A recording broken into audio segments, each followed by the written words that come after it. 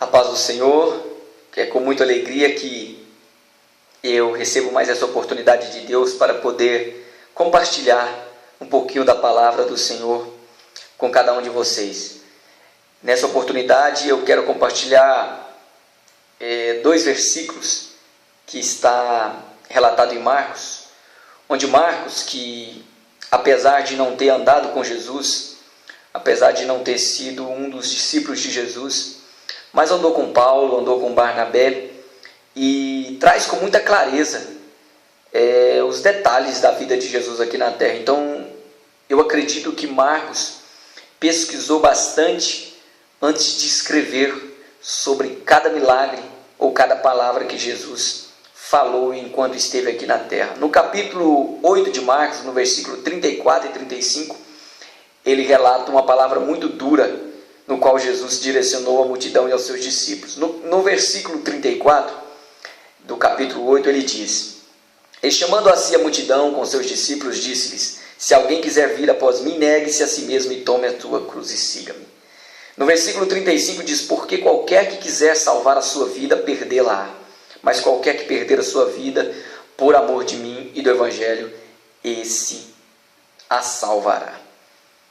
Quando nós falamos de decisão e de oportunidades, logo, claro, nós estamos relatando sobre a vida de alguém, quer seja homem, quer seja mulher, que passa por talvez alguns momentos, quer seja bons ou ruins, em dar respostas àquilo que vem a si. Ou seja, nós vivemos uma vida cheia de oportunidades. Cheia de oportunidades de dizer um sim, de dizer um não, de fazer, de não fazer. Cheia de oportunidade de chorar, de sorrir, de escolher, de esperar, de ter paciência. Então são várias características, vários adjetivos que nós podemos usar para a nossa vida aqui. E o que Jesus está relatando no capítulo 8, versículo 34 e 35 aqui para os seus discípulos e para a multidão, não é uma palavra que a multidão recebe de bom grado, até porque logo em seguida a gente vê a multidão, depois dessa palavra, saindo, indo embora, alguns murmurando com certeza, porque é sempre assim. Quando alguém fala uma verdade, ou quando alguém começa a cobrar um pouquinho mais para que se tenha uma vida cristã necessária, para que se tenha uma vida cristã verdadeira, normalmente aqueles que não querem ter esse compromisso, aqueles que não buscam ter esse compromisso, eles saem mesmo, eles não querem ouvir essas verdades, porque confrontam os seus pecados. E Jesus vê a multidão indo embora e pergunta para os seus discípulos: olha, vocês também não querem ir? Não querem fazer como os outros? Aí Pedro se levanta e fala: olha, para onde nós vamos se só tu tens a palavra de vida eterna? Então, nós sabemos que as pessoas foram embora porque ficaram atemorizadas pela palavra de Jesus. Normalmente, talvez, penso eu, que essas pessoas pensaram que Jesus estava pedindo para que elas se suicidassem, ou entregassem a sua vida para Jesus, ou virassem escravos de Jesus, porque as pessoas tinham o pensamento que Jesus seria o rei deles e viriam para libertá-los. Então, poderia ter muita compreensão aqui nessa palavra de Jesus para eles. Mas as pessoas não tinham seus olhos espirituais. A sua visão não era espiritual, a sua visão era carnal. Normalmente, como a nossa visão. Todas as vezes que nós pensamos que, ou ouvimos que Deus vai nos abençoar, a primeira coisa que nós pensamos é: Deus vai me dar uma casa, Deus vai me dar um carro, Deus vai me dar um trabalho, Deus vai me dar uma esposa, um esposo, ou sei lá, outras coisas desta vida. A nossa visão sempre vem para o materialismo, vai para o material e nunca para o espiritual. É um grande erro nosso como cristão analisar que Deus sempre só quer nos abençoar na nossa vida material. Isso não quer dizer que Ele não abençoe.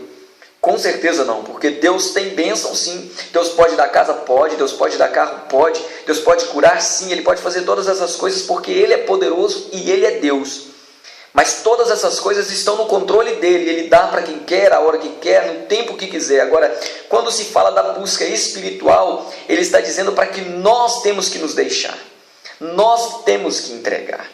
Se Deus quiser abençoar alguém financeiramente, amém, Deus vai abençoar. Mas quando se fala da vida espiritual, Deus não obriga a ninguém.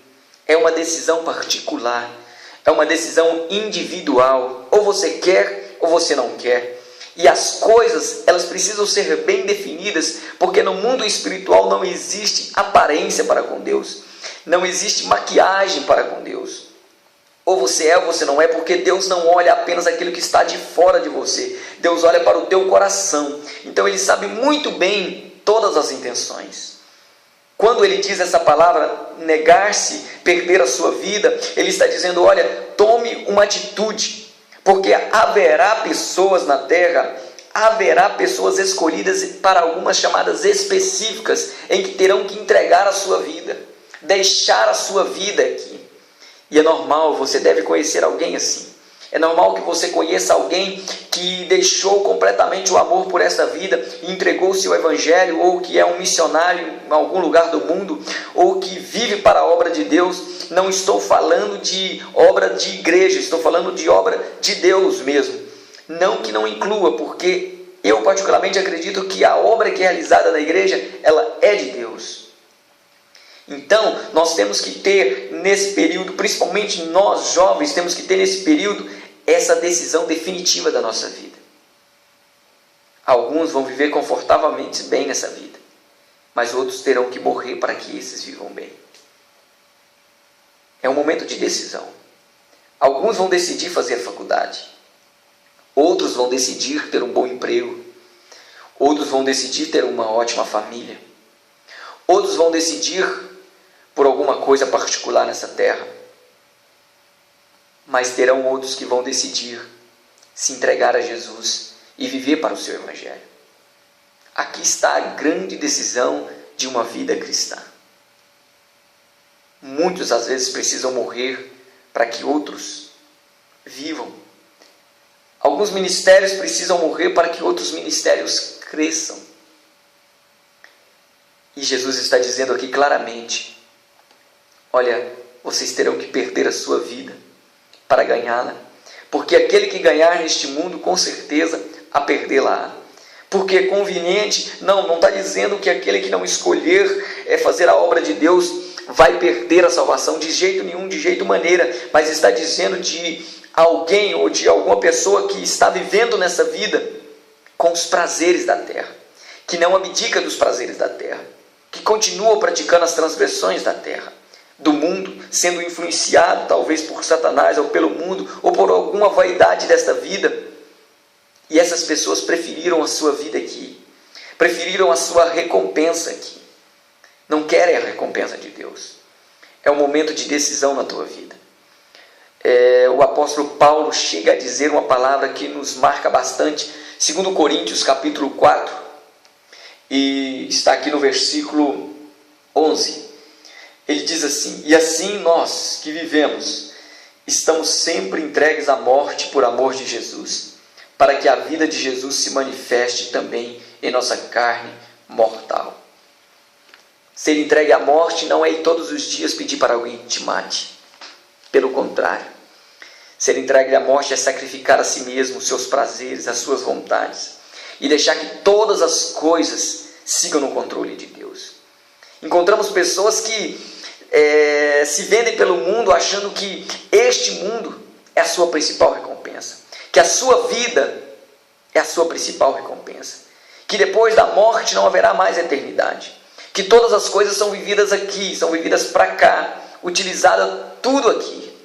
Ou seja, passam suas vidas inteiras buscando incessantemente prazeres no dinheiro, prazeres na fama, prazeres em algum outro tipo de negócio, prazeres na carne, e não conseguem entender que todo o tempo Jesus está nos dizendo, olha, você não precisa viver mutuamente parado, congelado no tempo, não. Viver na minha presença é viver com liberdade, mas sabendo que em todo tempo está se preservando com os princípios da Bíblia, em todo tempo está servindo ao Senhor. Há um propósito específico para cada um na terra. Alguns aceitam, outros não. Vai depender da tua decisão. E qual é a sua decisão hoje? O que você prefere hoje? Servir a Jesus, ser fiel a Deus, perder a sua vida aqui na terra e se entregar completamente a Deus e ter uma eternidade com o Senhor? Ou prefere entregar a sua vida nas mãos do mundo?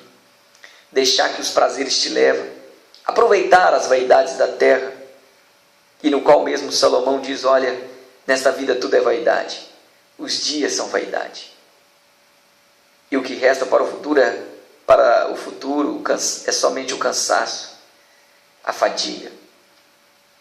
O Senhor está te chamando para um compromisso sério. Não está te chamando para um compromisso por alguns anos. Ele não está te oferecendo uma aliança de namoro ou até mesmo uma aliança de noivado. Jesus quer ter uma aliança eterna contigo, onde nenhum mal, nada nessa vida poderá separar. Se você estiver agarrado com Jesus, aos pés dele, vivendo todas as coisas, sendo dirigida com todas as coisas para ele, pode ter certeza, você não está perdendo a tua vida, você está ganhando a tua vida. Porque quando nós escolhemos Jesus, quando nós tomamos essa decisão definitiva que Jesus é o dono da nossa vida, que nada nesse mundo mais nos interessa, que todas essas coisas são passageiras, e que essas coisas normalmente vão nos levar à morte espiritual, e que essas coisas do mundo vão nos levar para um lugar mais profundo, para um buraco obscuro, que possivelmente pode ser que nós não conseguimos sair de lá sozinhos mais. Mas nós escolhemos estar com Cristo, tomamos essa decisão de estar com Cristo, aproveitando a vida com Cristo. Essa é a maior liberdade do mundo. E às vezes nós pensamos que é a prisão, mas é a maior liberdade do mundo. Saber que todos os meus dias são contados por Ele, são escolhidos por Ele. E é isso que Ele proporciona a todos aqueles que chegam até Ele. Perde a sua vida para este mundo e com certeza você ganhará ela com Jesus. Porque se você ganhar ela neste mundo, e isso é fato, você perdê-la e é pela eternidade. Que Jesus possa continuar te abençoando. Que a sua decisão seja a decisão mais sensata. Que não seja apenas pensando no seu egoísmo ou no seu orgulho, mas que seja uma decisão orientada pelo Espírito Santo. Que Deus continue abençoando. A paz do Senhor.